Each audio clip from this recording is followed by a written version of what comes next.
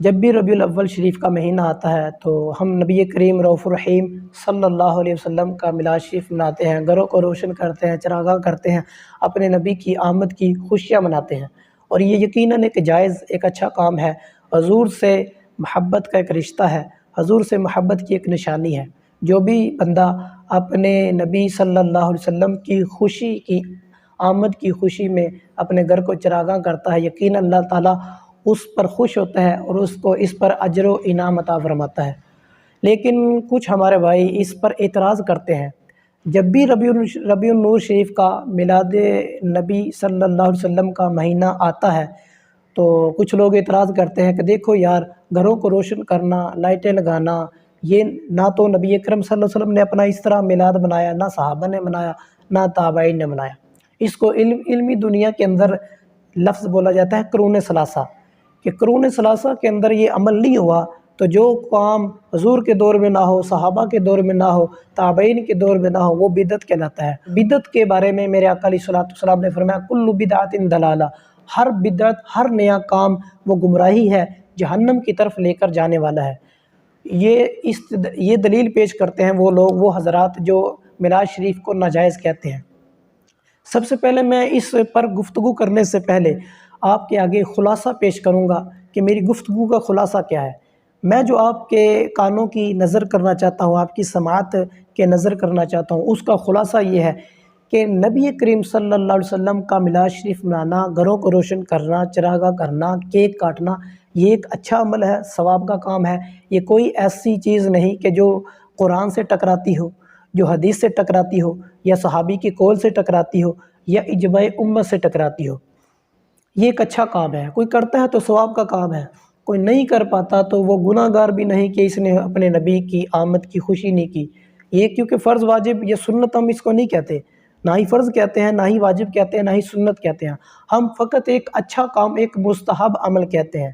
یہ ہمارا ایک گفتگو کا، یہ میری گفتگو کا ایک نتیجہ تھا، یہ ایک مفہوم تھا۔ اب میں اس پر گفتگو کرنے سے پہلے سب سے پہلے آپ کو بدعت کی تعریف سنانا چاہتا ہوں کہ بدعت کہتے کس کو ہیں۔ بدعت کی تعریف سنانے کے بعد میں اس کے بعد آپ کو اس کا ثبوت قرآن سے بھی پیش کروں گا، حدیث سے بھی پیش کروں گا، اور اقوال ائمہ مجتہدین سے بھی پیش کروں گا۔ بدعت کہتے ہیں ہی الاحداث ما لم یکن فی عہد رسول اللہ صلی اللہ علیہ وسلم، ہر وہ نیا کام جو حضور صلی اللہ علیہ وسلم کے دور میں نہ ہو اس کو بدعت کہتے ہیں۔ لیکن ہر نیا کام برا نہیں ہوتا، ہر بدعت ناجائز نہیں ہوتی، حرام نہیں ہوتی، مکروہ نہیں ہوتی، گمراہی نہیں ہوتی، بلکہ کچھ بدعت جائز ہوتی ہیں، کچھ مستحب ہوتی ہیں، کچھ واجب ہوتی ہیں۔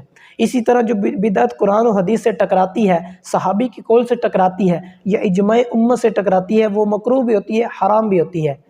یہ بدعت کی تعریف تھی کہ جو حضور کے دور میں کام نہ ہو، صحابہ تابعین کے دور میں نہ ہو، قرون ثلاثہ کے اندر، قرون قرن کی جمع ہے، قرن زمانے کو بولتے ہیں، کہ جو 3 زمانوں کے اندر کام نہ ہو، حضور کا زمانہ، صحابہ کا زمانہ، تابعین کا زمانہ، اس مبارک 3 زمانوں کے اندر جو کام نہ ہو، بعد میں رائج ہو، اس کو بدعت بولتے ہیں۔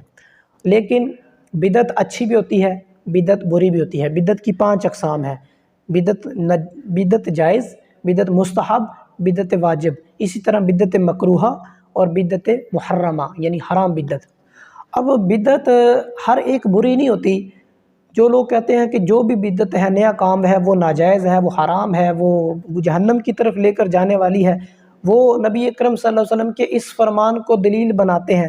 کہتے ہیں حضور نے فرمایا کہ کل بدعت ضلالہ، ہر بدعت، ہر نیا کام یہ گمراہی ہے، یہ گمراہی ہے، لہٰذا اس سے مسلمانوں کو بچنا چاہیے۔ اور وقر صاحب بدعت فعان علی ہدم الاسلام، کہ جس نے بدعتی بندے کی تعظیم کی، اس کا ادب کیا، اس کی توقیر کی، حضور فرماتے ہیں اس نے گویا دین کو گرا دینے میں مدد کی۔ اس طرح فرمایا کہ اصحاب البدعۃ کلاب النار، بدعتی جہنم کے کتے ہیں۔ تو اس طرح کی احادیث کو لے کر وہ ہر بدعت کو ناجائز و گمراہی قرار دیتے ہیں، جبکہ ہر بدعت کو برا کہہ دینا یہ خود ایک برا عمل ہے۔ میں آپ کے سامنے قرآن پاک سے بدعت کا ثبوت پیش کرتا ہوں۔ عیسیٰ علیہ السلام کی امت کا ذکر کرتے ہوئے اللہ کریم وحدہ لا شریک نے سورہ حدید آیت نمبر 27 کے اندر ارشاد فرمایا وَرَهْبَانِيَّةً ابْتَدَعُوهَا مَا كَتَبْنَا عَلَيْهِمْ إِلَّا ابْتِغَاءَ رِضْوَانِ اللَّهِ وَمَا رَعَوْهَا حَقَّ رِعَایَتِهَا۔ اللہ فرماتا ہے کہ ان عیسیٰ علیہ السلام کی قوم کا، ان کی امت کا ذکر کرتے ہوئے فرمایا کہ انہوں نے رہبانیت اپنی دین کے اندر یہ طریقہ ایجاد کیا، ابتدعوہا، یہ وہی بدعت کے لفظ قرآن پاک کے اندر موجود ہے۔ آپ قرآن پاک کی سورہ حدید آیت نمبر 27 اٹھا کر دیکھ سکتے ہیں کہ وہاں پر ترجمہ کیا ملے گا آپ کو۔ انہوں نے وہ نیا کام بدعت انہوں نے اپنے دین میں نکالا۔ اللہ فرماتا ہے ما کتبنا علیہم، ہم نے ان پر لازم نہیں کیا تھا، ہم نے ان پر یہ فرض نہیں کیا تھا کہ وہ جنگلوں میں جا کر بیٹھ جائے، عبادت کریں، نکاح شادی کو ترک کر دے، تھوڑی غذا پر گزارا کریں اور سارے رشتے ختم کر کے میری عبادت میں مشغول رہیں۔ اس کو رہبانیت بولتے ہیں۔ تو یہ اللہ نے فرض نہیں کی، لیکن اللہ تعالیٰ نے بدعت دین میں اختیار کرنے پر، نیا طریقہ دین میں اختیار کرنے پر ان کی مذمت نہیں فرمائی۔ فرمایا الا ابتغاء وجہ رضوان اللہ، انہوں نے میری رضا کی خاطر یہ عمل کیا تھا، اپنے دین کے اندر انہوں نے یہ طریقہ ایجاد کیا، لیکن فما رعوہا حق رعایتہا، لیکن اس کو نبھا نہ سکے، اس کی رعایت نہ کر سکے، جس طرح رعایت کرنے کا حق تھا اس پر قائم نہ رہ سکے، اس پر عمل نہیں کر سکے۔ تو رب نے دین کے اندر نیا طریقہ اختیار کرنے پر مذمت نہیں فرمائی، بلکہ اس چیز پر ان کی چوٹ فرمائی، اس چیز پر ان کی مذمت فرمائی کہ تم نے اگر میری رضا کی خاطر دین میں نیا طریقہ اختیار کر ہی لیا تھا تو اس پر قائم کیوں نہیں رہے، اس پر عمل پیرا کیوں نہیں رہے، اس کو چھوڑ کیوں دیا۔ تو قرآن سے یہ ثبوت تو ہمیں مل گیا، بدعت کوئی ایسی چیز نہیں کہ جس کو گمراہی کہہ دیا جائے، جس کو حرام کہہ دیا جائے، کیونکہ بدعت ایسی بھی ہوتی ہے جس سے رب کی رضا حاصل کی جاتی ہے۔ یہ تو میں نے قرآن سے آپ کو ثبوت دے دیا۔ اب دیکھیں حدیث پاک کے اندر سیدنا تاجدار عدالت فاروق اعظم رضی اللہ تعالیٰ عنہ نے جب دیکھا کہ صحابہ کرام جماعت کے ساتھ تراویح کی نماز ادا فرما رہے تھے تو آپ نے دیکھ کر کیا فرمایا تھا، نعمت البدعۃ ھذہ، فرمایا یہ بدعت کتنی ہی اچھی بدعت ہے کہ پابندی کے ساتھ تراویح کی نماز کو جماعت کے ساتھ ادا کرنا، یہ میرے مصطفیٰ نے نہ حکم دیا نہ اس پر عمل کیا۔ 1 یا 2 یا 3 دن میرے آقا علیہ السلام نے ہمیں تراویح کی نماز جماعت کے ساتھ ادا فرمائی، اس کے بعد مزید نہیں جماعت کے ساتھ نہ ادا کی نہ ادا کرنے کا حکم دیا، لیکن صحابہ نے جماعت کے ساتھ تراویح کو ادا کرنا شروع کیا اور فاروق اعظم نے اس کی تحسین فرمائی، اس کو برا نہیں کہا، اس کی مذمت نہیں فرمائی، بلکہ پیاری زبان سے فرمایا نعمت البدعۃ ھذہ، یہ کتنی ہی اچھی بدعت ہے۔ تو پتہ چلا ہر بدعت بری نہیں ہوتی، اگر ہر بدعت ہی بری ہوتی تو تاجدار عدالت سیدنا فاروق اعظم رضی اللہ عنہ آپ کیوں فرماتے کہ یہ بدعت کتنی اچھی بدعت ہے؟ اور یہ تو وہ ذات ہیں جن کے بارے میں میرے آقا فرماتے ہیں عمر وہ ہیں کہ جن کی زبان پر میرے اللہ نے حق جاری فرما دیا، ان کی زبان پر حق کے علاوہ کچھ آتا ہی نہیں، سچ کے علاوہ کچھ آتا ہی نہیں۔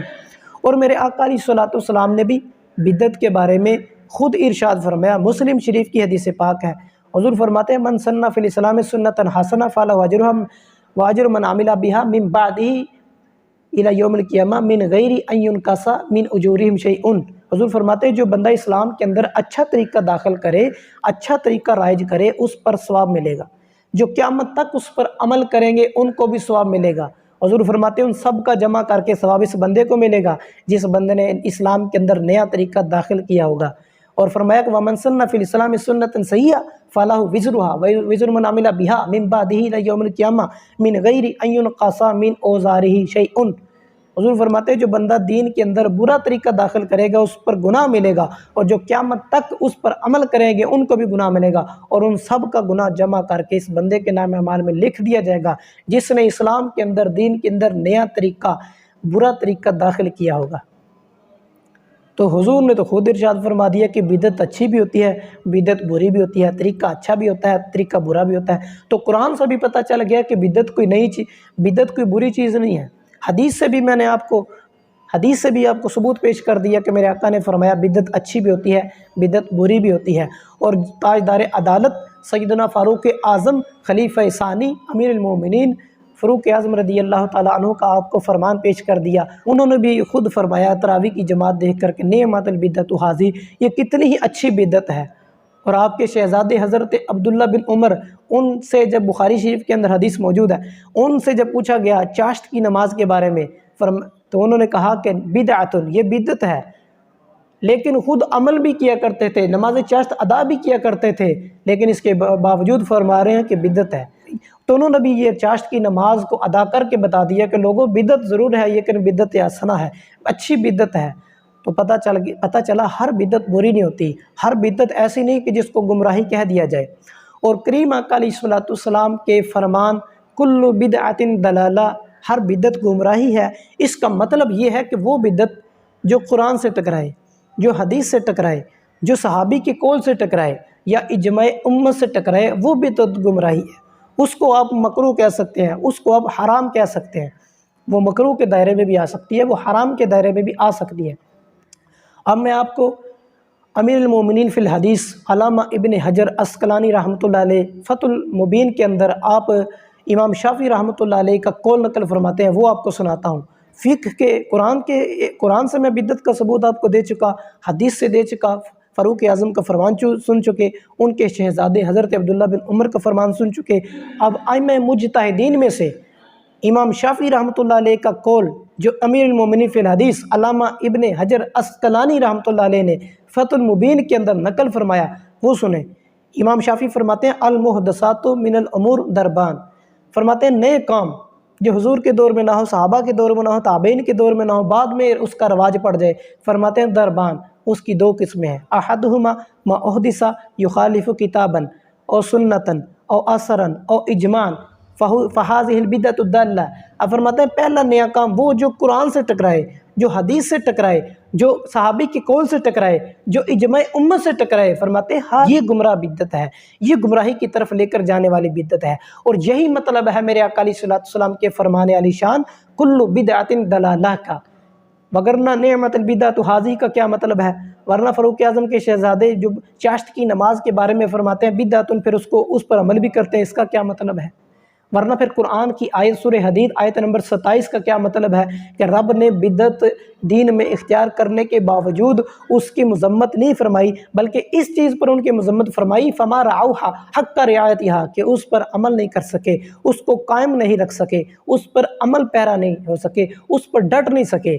دین میں اختیار کرنے پر ان کی مذمت نہیں فرمائی، رب نے تو اس چیز پر مذمت فرمائی کہ اگر میری رضا کے لیے طریقہ اختیار کر ہی لیا تھا تو پھر اس پر عمل پیرا بھی رہتے، اس پر عمل بھی کرتے رہتے۔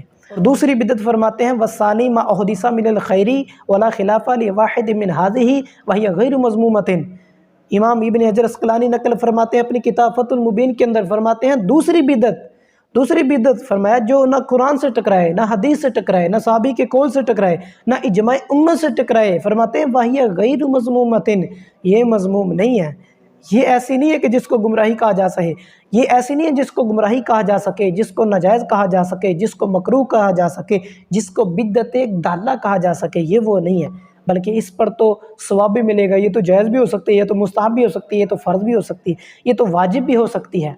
تو پتہ چلا کہ ہر بدعت کو برا کہہ دینا یہ اچھا عمل نہیں ہے، ہر بدعت کو برا کہنا یہ ایک خود بری چیز ہے۔ تو میلاد شریف کے موقع پر ہم نبی کریم صلی اللہ علیہ وسلم کی آمد کی خوشی میں گھر کو چراغاں کرتے ہیں، روشن کرتے ہیں، جھنڈیاں لگاتے ہیں، کیک کاٹتے ہیں۔ بتاؤ یار یہ کون سی قرآن کی آیت سے ٹکراتا ہے؟ یہ کون سی مصطفیٰ کی حدیث سے ٹکراتا ہے؟ یہ کس صحابی کے قول سے ٹکراتا ہے؟ یہ کون سے اجماع امت سے ٹکراتا ہے؟ کس آیت کے اندر اللہ تعالیٰ نے یہ فرمایا ہو کہ میرے محبوب کی ولادت کے موقع پر جھنڈے نہیں لگانے، خوشیاں نہیں منانی، بازاروں کو نہیں سجانا، گھروں کو روشن نہیں کرنا؟ حضور نے کس حدیث کے اندر فرمایا؟ مجھے کوئی ایک حدیث پیش کر دو یار، حضور نے فرمایا ہو کہ میری ولادت کے موقع پر تم نے خوشی نہیں کرنی، گھروں کو نہیں سجانا؟ یا کس صحابی کا ایک قول پیش کر دو کہ کسی صحابی نے فرمایا ہو کہ حضور کی آمد کے موقع پر خوشی منانا ناجائز ہے، حرام ہے؟ یا اجماع امت دکھا دو کہ اس پر امت کا اجماع ہو کہ حضور کی خوشی نہیں منا سکتے؟ بلکہ میں آپ کو دکھا سکتا ہوں کہ صدیوں سے علماء کا، ہمارے بزرگان دین کا، اس امت کا اس بات پر عمل رہا کہ وہ صدیوں سے عرب و عجم سے لے کر مشرق و مغرب، شمال و جنوب کے اندر اپنے آقا علیہ الصلوۃ والسلام کے میلاد کے موقع پر خوشیاں مناتے آئے ہیں، دارین کی سعادتیں سمیٹتے آئے ہیں۔ تو یہ تو ایک اچھا عمل ہے، یہ تو تعظیم ہے۔ اس کو کہہ دینا کہ یہ بری ہے، یہ ایک بدعت ہے، یہ بدعت کہہ کے مسلمانوں کو ان کی نبی کی تعظیم سے دور کرنا، ان کے نبی کے میلاد منانے سے روکنا، اپنے نبی کا میلاد منانے سے روکنا، منع کرنا، یہ ایک اچھی چیز نہیں ہے۔ اللہ تعالیٰ ہمیں دین متین سمجھنے کی توفیق عطا فرمائے اور نبی کریم رؤوف رحیم صلی اللہ علیہ وسلم کا میلاد منانے کی توفیق عطا فرمائے۔